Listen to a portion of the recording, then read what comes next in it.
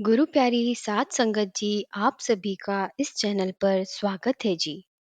हम यहाँ रोजाना वो बातें साझा करते हैं जो दिल को सुकून दे और जीवन को सही दिशा दिखाए। आज हम उस पावन अवसर की बात करेंगे जब परदेश की धरती पर गुरु की कृपा की वर्षा हुई। नीदरलैंड की वो सुबह जब दूर दूर से आए प्रेमियों के चेहरे पर एक ही चमक थी। आज गुरु के दर्शन होंगे। हर तरफ सेवा में लगे भाई बहन, शांत मन, विनम्र व्यवहार और होठों पर नाम का जाप। माहौल ऐसा मानो हवा में भी भक्ति का रंग घुल गया हो। जब हमारे मुर्शद हुजूर जी मंच पर पधारे तो ऐसा लगा जैसे समय थम गया हो। उनकी वाणी ने दिल को गहराई से छू लिया। उन्होंने समझाया कि जीवन का असली उद्देश्य केवल मालिक से जुड़ना है और उसके लिए सेवा, सिमरन और समर्पण ही असली रास्ता है। इसके बाद सवाल जवाब का प्रोग्राम शुरू हुआ। आइए सुनते हैं वह सभी सवाल और जवाब।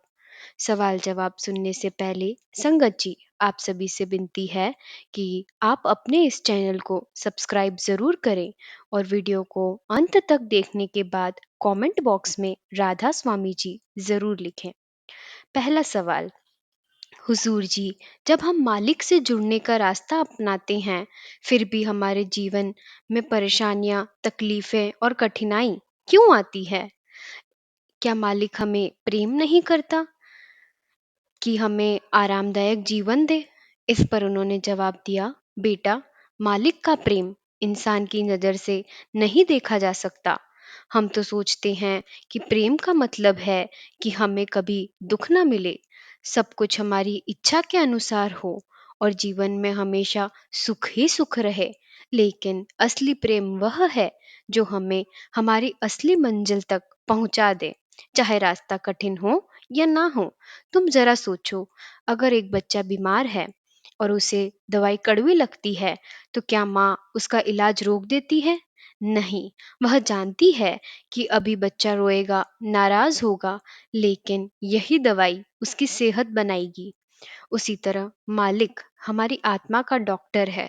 वह हमें उन हालातों में डालता है जो हमारे कर्मों का हिसाब किताब चुकाते हैं, जो हमारी आत्मा को भीतर से मजबूत करते हैं और जो हमें याद दिलाते हैं कि हमारा असली घर कहाँ है। अगर मालिक हमें हमेशा आराम देता तो हम इस दुनिया को ही अपना स्थायी घर मान लेते। हम भूल जाते कि यह जगह अस्थायी है। कठिनाइयाँ हमें झकझोरती है, हमारे अहंकार को तोड़ती है और हमें सद्गुरु के चरणों की ओर मोड़ती है। यह भी उसकी मेहर का ही रूप है। इसीलिए जब भी जीवन में परेशानी आए तो उसे मालिक की सजा न मानो, उसे यह समझो कि मालिक हमें अगले पड़ाव के लिए तैयार कर रहा है। उसके फैसले हमारे तर्क से कहीं ऊपर हैं, लेकिन उसके हर फैसले में भलाई छुपी है। भले ही हमें वह उस वक्त समझ ना आए, लेकिन यह सच है। इसी के साथ अगला सवाल, हुजूर जी, हम सिमरन में बैठते हैं पर मन इधर उधर भागता है। कभी पुरानी बातें याद आ जाती है, कभी भविष्य की चिंता। इस हालात में हम क्या करें? इस पर उन्होंने जवाब दिया, बेटा, यह तो मन का स्वभाव है। हमने इसे जन्मों से बाहर की चीजों का आदी बना दिया है। जिस तरह एक बच्चा खेल खेल में मिट्टी से लथपथ हो जाता है और उसे नहलाना आसान नहीं होता, वैसे ही मन भी दुनियावी इच्छाओं में लथपथ हो गया है। अब जब हम इसे सिमरन में लगाना चाहते हैं तो यह तंग करता है। कभी बीते हुए कल में ले जाएगा, कभी आने वाले कल की फिक्र में। यह बिल्कुल वैसे है जैसे आपने एक जंगली घोड़ा पकड़ लिया हो। पहले वह उछलेगा, भागेगा, आपको गिराने की कोशिश करेगा, लेकिन अगर आप उसे धैर्य और प्रेम से काबू में रखें तो एक दिन वही घोड़ा आपको मंजिल तक पहुंचा देगा। सिमरन का मतलब है मन को बार बार नाम की डोरी से बांधना। एक बार में यह नहीं होगा, हजार बार टूटेगा, पर वह हर बार फिर से जोड़ना है। धीरे धीरे मन को महसूस होगा कि बाहर भटकने से उसे केवल थकान मिलती है और अंदर नाम में सुकून है। याद रखो, मन को हराने का हथियार क्रोध, झुंझलाहट या मजबूरी नहीं है, बल्कि प्रेम, धैर्य और निरंतरता है। और जब एक बार मन सिमरन के रस में डूब गया, तब वह खुद बाहर ही नहीं जाना चाहेगा। यह सफर लंबा है, पर जो इसे धैर्य से तय करते हैं, उन्हें ही मंजिल का स्वाद मिल जाता है। तीसरा सवाल, हुजूर जी, अगर सब कुछ मालिक की मर्जी से होता है, तो हमें कोशिश करने की ज़रूरत क्यों है? हम क्यों मेहनत करें? इस पर उन्होंने जवाब दिया, बेटा, हर पत्ता उसकी मर्जी से हिलता है, लेकिन इसका मतलब यह नहीं है कि हम हाथ पर हाथ रखकर बैठ जाएं। मालिक ने हमें बुद्धि, विवेक और मेहनत की क्षमता दी है। यह भी उसी की देन है। कोशिश करना हमारा फर्ज है और परिणाम देना उसकी मर्जी। मान लो, किसान है वह, अगर वह यह सोचकर खेत में बीज ही ना डाले कि फसल तो मालिक ही देगा, तो क्या होगा? मालिक की मर्जी तभी चलती है जब हम अपनी जिम्मेदारी निभाते हैं। हमारी कोशिश हमारे समर्पण का सबूत है। हम जब दिल से कोशिश करते हैं, तो यह दिखाता है कि हमें अपने हिस्से का काम करने में कोई आलस नहीं है। और जब नतीजा हमारी उम्मीद से अलग आता है, तब भी हम शांत रहते हैं, क्योंकि हमें पता है कि मालिक ने जो किया वह हमारी भलाई के लिए किया है। इसलिए कोशिश छोड़ना मालिक पर भरोसा करना नहीं है, वह तो आलस्य है। असली भरोसा तो यह है कि मेहनत करो और फिर जो फल मिले उसे खुशी से स्वीकार करो। उसके बाद अगला सवाल, हुजूर जी, अगर इंसान ने पिछले जन्मों में गलतियां की है, तो क्या वह इस जन्म में उन्हें बदल सकता है?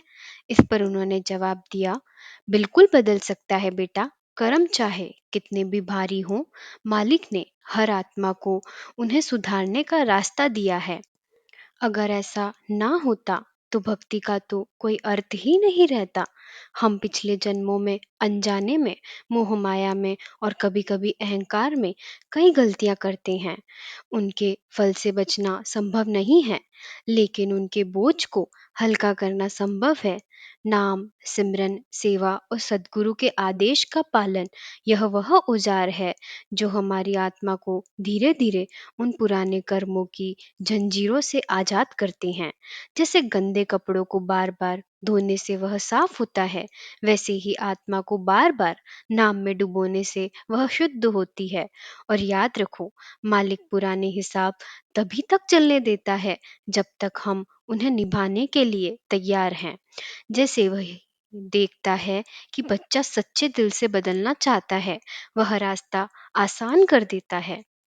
अगला सवाल, हुजूर जी, जब भी हम सेवा करते हैं, तो कभी कभी मन में अहंकार आ जाता है। क्या इससे सेवा का फल कम हो जाता है?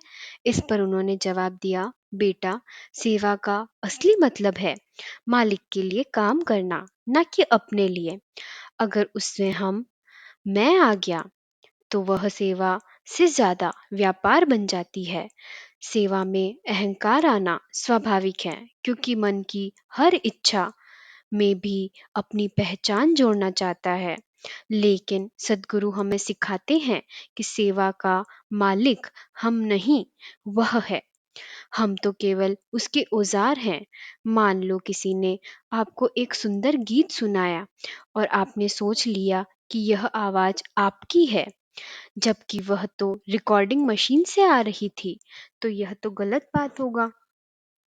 वैसे ही सेवा में जो शक्ति है, जो असर है, वह मालिक की देन है। अगर वह चाहे तो अगले ही पल में वह सेवा किसी और को दे दे। इसीलिए सेवा के बाद हमेशा भीतर से धन्यवाद करना चाहिए कि मालिक ने हमें चुना। यही भावना सेवा को पवित्र रखती है और अहंकार को धीरे धीरे मिटा देती है। अगला सवाल, हुजूर जी, अगर कोई हमें दुख पहुंचाए, तो क्या हमें चुप रहना चाहिए या जवाब देना चाहिए? इस पर उन्होंने कहा, बेटा, यहाँ दो बातें समझनी होगी। पहली यह कि अगर किसी की बात या काम हमें चोट पहुंचा रही है, तो हमें प्रतिक्रिया देने से पहले सोचना चाहिए, क्या यह जवाब हमारे अहंकार से आ रहा है या भलाई के लिए आ रहा है। अगर किसी का गलत काम रोकना जरूरी है ताकि वह दूसरों को नुकसान न पहुंचाए, तो शांति और विवेक से उसे रोकना भी सेवा है। लेकिन अगर केवल मन की जलन या गुस्सा शांत करने के लिए हम जवाब दे रहे हैं, तो वह हमें नीचे गिरा देगा। मालिक के रास्ते पर चलने वाला इंसान किसी से बदला लेने के लिए नहीं जीता। वह जानता है कि कर्मों का हिसाब किताब केवल मालिक के पास है और वह सबको न्याय देगा। हमें सिर्फ इतना देखना है कि हम खुद कोई नया नकारात्मक कर्म ना बना लें। अगला सवाल, हुजूर जी, क्या ध्यान में प्रकाश और ध्वनि का अनुभव हर किसी को मिलता है? इस पर उन्होंने जवाब दिया, हाँ बेटा, लेकिन उस समय और अभ्यास पर निर्भर करता है। नाम एक बीज है, उसमें सब कुछ है, प्रकाश भी, ध्वनि भी, शांति भी। लेकिन बीज को अंकुर बनने, पौधा बनने और फिर फल देने में समय लगता है। कुछ लोग जल्दी अनुभव करते हैं क्योंकि उनके पुराने जन्मों की साधना पूरी हो चुकी होती है। कुछ को ज्यादा समय लगता है, लेकिन जो लगन और धैर्य से चलते हैं, उन्हें मालिक एक दिन वह अनुभव जरूर देता है। लेकिन सबसे ज्यादा जरूरी है कि हम अनुभव की ओर ना भागें, क्योंकि अनुभव तो फल होता है और फल अपने समय पर ही पकता है। इसलिए हमें हमेशा ध्यान की ओर अपना मन केंद्रित करना चाहिए। अगला सवाल, हुजूर जी, अगर कोई घर परिवार की जिम्मेदारी निभाते हुए भक्ति करना चाहता है, तो कैसे संतुलन बनाए? इस पर उन्होंने जवाब दिया, बेटा, भक्ति का मतलब यह नहीं है कि हम जिम्मेदारियों से भाग जाएं। घर परिवार मालिक की देन है और उनकी देखभाल करना भी सेवा है। फर्क इतना है कि हमें यह सब करते हुए मन को नाम में जोड़े रखना है। जैसे कमल का फूल पानी में रहकर भी पानी से भीगता नहीं है, ठीक वैसे ही हमें संसार में रहकर संसार से चिपकना नहीं है। सुबह शाम मालिक का नाम लेना है, भजन और सिमरन करना है। दिन में सेवा का भाव रखो और जो भी काम करो उसे मालिक की तरफ से आदेश समझकर करो। यही संतुलन है जो हमें बनाना ही चाहिए। नवा सवाल, हुजूर जी, जीवन में असफलता मिलने पर हिम्मत कैसे बनाए रखें? इस पर उन्होंने जवाब दिया, बेटा, असफलता केवल यह बताती है कि वह रास्ता मंजिल तक नहीं जाता। बस इतना ही नहीं, यह कोई अंत नहीं है। मालिक हमें असफलता देकर हमें सही दिशा में मोड़ता है। अगर बच्चा साइकिल चलाना सीखते समय गिर जाए और सोच ले कि वह कभी नहीं चला पाएगा, तो वह सदा पैदल ही रहेगा। वैसे ही गिरना सीखने का हिस्सा है।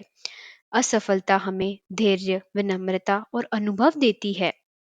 जो लोग हिम्मत नहीं छोड़ते, मालिक उन्हें एक दिन ऐसी मंजिल देता है जो उनकी सोच से भी बड़ी होती है। इसलिए गिरने पर रोना नहीं, उठकर फिर से चल दो। 10वां सवाल, हुजूर जी, क्या मालिक को प्रार्थना करने से हमारी किस्मत बदल सकती है? इस पर उन्होंने जवाब दिया, बेटा, प्रार्थना से किस्मत का हिसाब तो वही रहता है, लेकिन हमारा नजरिया बदल जाता है।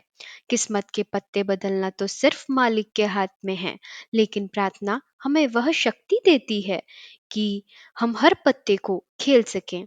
कई बार मालिक हमारी प्रार्थना सुनकर हालात नहीं बदलता, वह हमें बदल देता है ताकि हम उन हालातों में भी खुश रह सकें। यही सबसे बड़ा चमत्कार है। अगला सवाल, हुजूर जी, कभी कभी लगता है कि हमारे जीवन में बहुत अन्याय हो रहा है। ऐसे समय में मालिक पर भरोसा कैसे बनाए रखें? इस पर उन्होंने जवाब दिया, बेटा, यह दुनिया न्याय के हिसाब से नहीं, कर्मों के हिसाब से चलती है।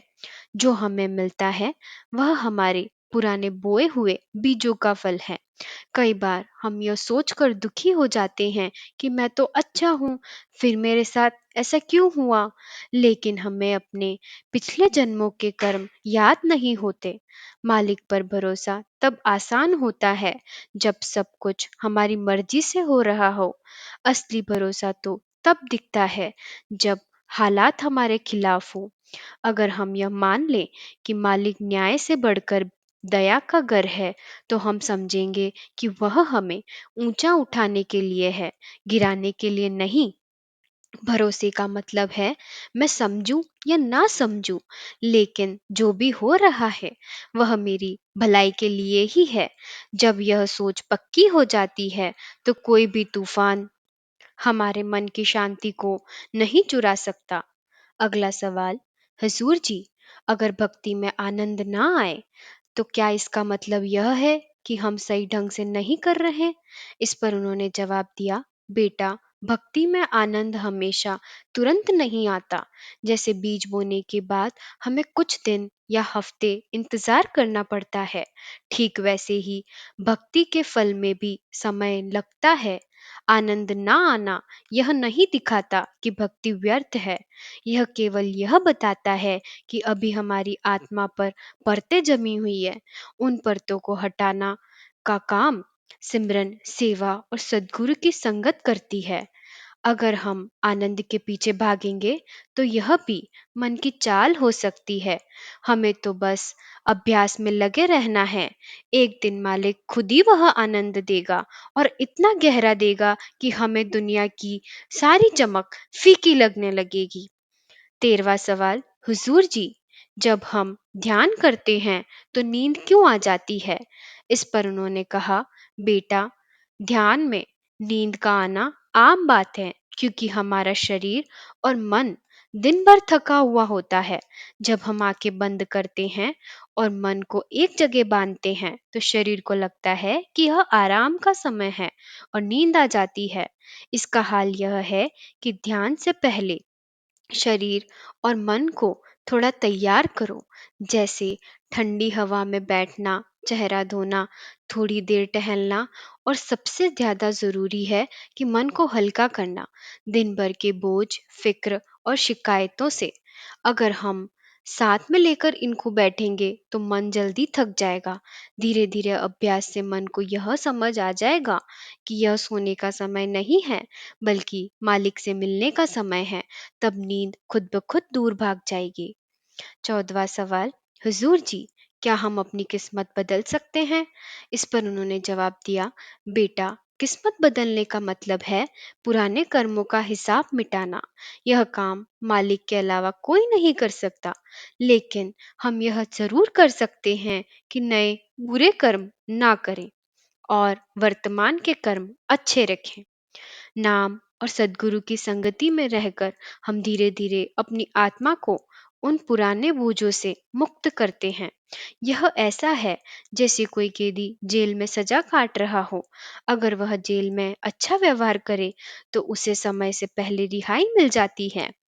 ठीक वैसे ही मालिक भी हमारी मेहनत और लगन देखकर हमारी सजा हल्की कर देता है। इसीलिए भक्ति का रास्ता अपनाना ही किस्मत बदलने का सबसे सच्चा तरीका है। 15वां सवाल, हुजूर जी, अगर कोई हमें बुरा कहे या हमारी आलोचना करे तो हमें क्या करना चाहिए? इस पर उन्होंने कहा, बेटा, आलोचना दो तरह की होती है। एक वह जो सच होती है, और एक वह जो गलतफहमी या ईर्ष्या से आती है। अगर आलोचना सही है तो हमें धन्यवाद करना चाहिए, क्योंकि किसी ने हमें हमारी गलती दिखा दी। लेकिन अगर आलोचना गलत है तो उसे अपने दिल में जगह नहीं देनी चाहिए। उसे एक हवा की तरह रखना चाहिए जो आई और चली गई।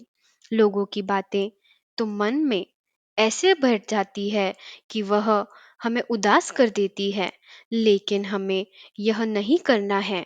हमें अपने सुख दुख की चाबी किसी और को नहीं देनी है। हमें तो चाबी सिर्फ मालिक के पास रखनी है। जब हम यह सीख जाते हैं तो किसी की बातें हमें हिला नहीं सकती। अगला सवाल, हुजूर जी, जीवन में सच्ची खुशी कहाँ मिलती है? उन्होंने कहा, बेटा, सच्ची खुशी ना पैसों में है, ना शोहरत में है, ना रिश्तों में है। वह केवल आत्मा और मालिक के मिलन में है। बाकी सारी खुशियाँ अस्थाई हैं, थोड़ी देर मिलेंगी फिर छिन जाएंगी। जब हम नाम में डूबते हैं तो जो खुशी मिलती है वह बाहर किसी भी चीज से तुलना नहीं कर सकती।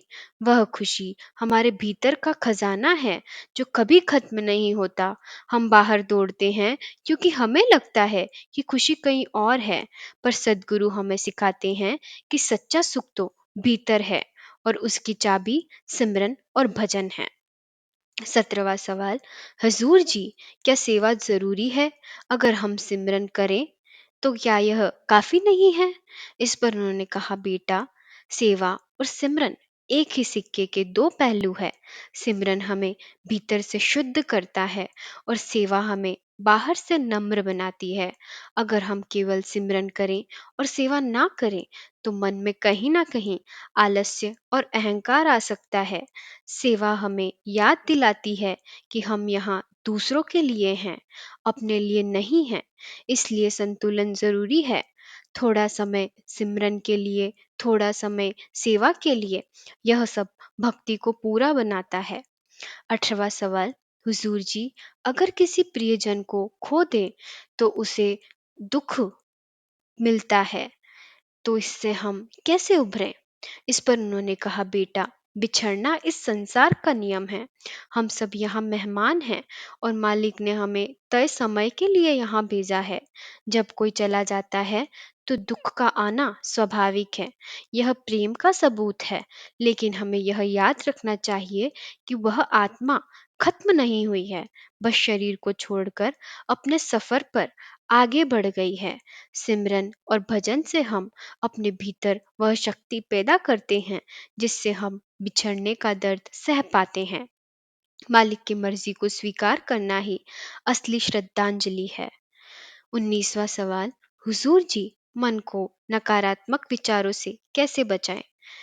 उन्होंने कहा, बेटा, मन वही सोचता है जिसे हम उससे भरते हैं। अगर हम दिन भर नकारात्मक बातें सुनते पढ़ते हैं तो मन भी वैसा ही बन जाएगा। इसका हल यह है कि मन को सत्संग, सिमरन और अच्छे विचारों का आहार दो। जैसे शरीर को अच्छा खाना चाहिए, वैसे ही मन को भी अच्छी संगति चाहिए। धीरे धीरे जैसे पौधा धूप और पानी से हरा होता है, वैसे ही मन सकारात्मकता से भर जाएगा। 20वां सवाल, हुजूर जी, क्या मालिक हर किसी की सुनता है या सिर्फ भक्तों की सुनता है? इस पर उन्होंने कहा, बेटा, मालिक तो सबका है, चाहे कोई उसे माने या ना माने। जैसे सूरज की रोशनी सबको मिलती है, ठीक वैसे ही मालिक की दया भी सभी को मिलती है। लेकिन भक्तों की प्रार्थना इसलिए जल्दी पूरी हो जाती है क्योंकि वह मालिक के साथ जुड़े होते हैं। जैसे कोई बच्चा माँ के पास रहकर अपनी बातें कहे तो माँ उसे तुरंत सुन लेती है। ठीक वैसे ही मालिक की दया पाने का सबसे आसान रास्ता है उससे जुड़ना, उसका नाम लेना और उस पर भरोसा रखना। अगला सवाल, हुजूर जी, कभी कभी ऐसा लगता है कि मैं बहुत कोशिश कर रहा हूँ, फिर भी भक्ति में आगे नहीं बढ़ पा रहा। इसका क्या कारण हो सकता है? इस पर उन्होंने कहा, बेटा, यह सफर मंजिल तक पहुंचने का नहीं है, बल्कि मंजिल की ओर बढ़ते रहने का है। कई बार हमें लगता है कि हम एक ही जगह पर खड़े हैं, पर असल में हम आगे बढ़ रहे होते हैं, बस हमारी नजर को उसका अंदाजा नहीं होता। भक्ति में प्रगति है, लेकिन वह दिखाई नहीं देती क्योंकि असली बदलाव भीतर होता है। हमारी सोच, आदतें, सहन शक्ति और मालिक पर भरोसा हमें धीरे धीरे बदलता है। जैसे पानी धीरे धीरे पत्थर को काटता है, ठीक वैसे ही सिमरन भी धीरे धीरे मन की कठोरता को तोड़ता है। इसलिए रुकना नहीं चाहिए, चाहे परिणाम दिखे या ना दिखे। मालिक के हिसाब से समय आने पर वह हमें खुद एहसास कराएगा कि सफर बेकार नहीं गया है। 22वां सवाल, हुजूर जी, अगर मन में बार बार बुरे विचार आए तो क्या करें? इस पर उन्होंने कहा, बेटा, यह तो मन की आदत होती है। वह वही सोचता है जिससे उसे सबसे ज्यादा लगाव होता है, चाहे वह अच्छा हो या बुरा हो। अगर हम मन को रोकेंगे तो वह और ज्यादा वही सोचने लगेगा। इसलिए बुरे विचारों से लड़ना नहीं है, बल्कि ध्यान को अच्छे विचारों में बदलना चाहिए। यह ऐसा है जैसे अंधेरे में लड़ने की बजाय एक दीपक जला लेना। सत्संग सुनना, सेवा करना और सिमरन में ध्यान लगाना, यह मन को धीरे धीरे शुद्ध करता है। याद रखो, मन खाली नहीं रह सकता। अगर उसे अच्छे विचार नहीं दोगे तो वह खुद बुरे विचार लेकर आ जाएगा। इसलिए मन को हमेशा अच्छे विचारों से भर दो। 23वां सवाल, हुजूर जी, कभी कभी लगता है कि मालिक हमें बहुत देर से देता है। ऐसा क्यों होता है? उन्होंने कहा, मालिक की घड़ी इंसान की घड़ी से अलग होती है बेटा।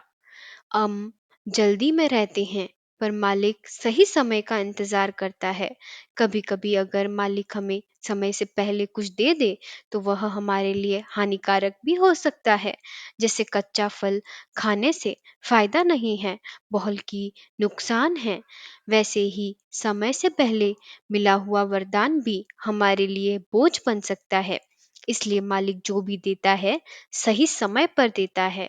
हमें बस भरोसा बनाए रखना है और इंतजार को भी भक्ति का हिस्सा मानना है। 24वां सवाल, हुजूर जी, अगर हम भक्ति छोड़ दें तो क्या मालिक हमें छोड़ देगा? इस पर उन्होंने कहा, नहीं बेटा, मालिक कभी अपने बच्चों को नहीं छोड़ता। हम चाहे लाख बार उससे दूर चले जाएं, पर वह हमारी राह देखता रहता है। हाँ, अगर हम भक्ति छोड़ते हैं तो नुकसान हमारा होता है। हम उस राह से भटक जाते हैं तो हमें मंजिल तक नहीं ले जा पाते। मालिक तो वही रहता है, बस हमारा ध्यान उससे हट जाता है। जैसे माँ अपने बच्चों को डांट कर भी उसके पीछे खड़ी रहती है, ठीक वैसे ही हमारा मालिक हमारी गलतियों के बावजूद हमें नहीं छोड़ता। फर्क बस इतना है, अगर हम भक्ति से जुड़े रहे तो मंजिल जल्दी आ जाती है।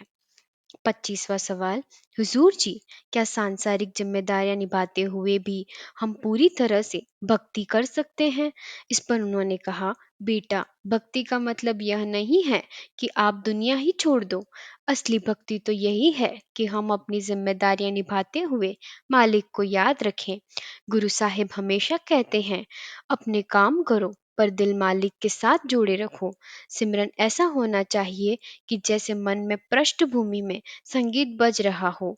हमारे सारे काम होते रहे पर नाम का स्वर भीतर चलता रहे। इस तरह घर परिवार भी खुश रहता है और आत्मा का सफर भी चलता रहता है। 26वां सवाल, हुजूर जी, अगर हमें लगे कि हम दूसरों से पीछे हैं तो उस हीन भावना से कैसे निकले? इस पर उन्होंने कहा, बेटा, हर आत्मा का सफर अलग है। यह कोई दौड़ नहीं है। जो पहले पहुंचे वह जीत गया। मालिक ने हर किसी को अलग रास्ता दिखाया है और अलग समय दिया है।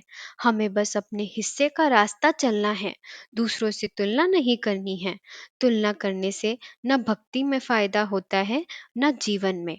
जब हम मालिक पर भरोसा रखते हैं तो समझ जाते हैं कि उसने हमें जो दिया है वही हमारे लिए सबसे अच्छा है। 27वां सवाल, हुजूर जी, अगर कोई हमें बार बार चोट पहुंचाए तो क्या हमें उसे माफ करना चाहिए?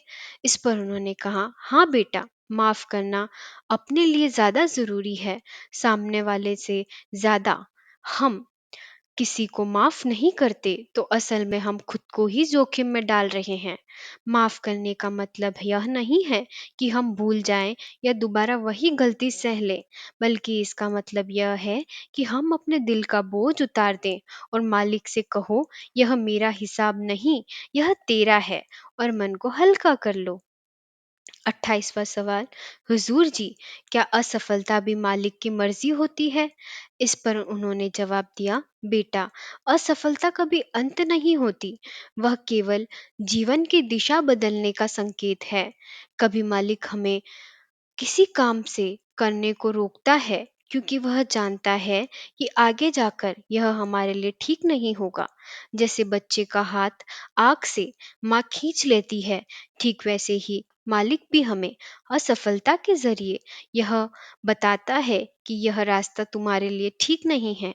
अगर हम असफलता को सीख की तरह लें, तो यह हमें और मजबूत बनाती है। 29वां सवाल।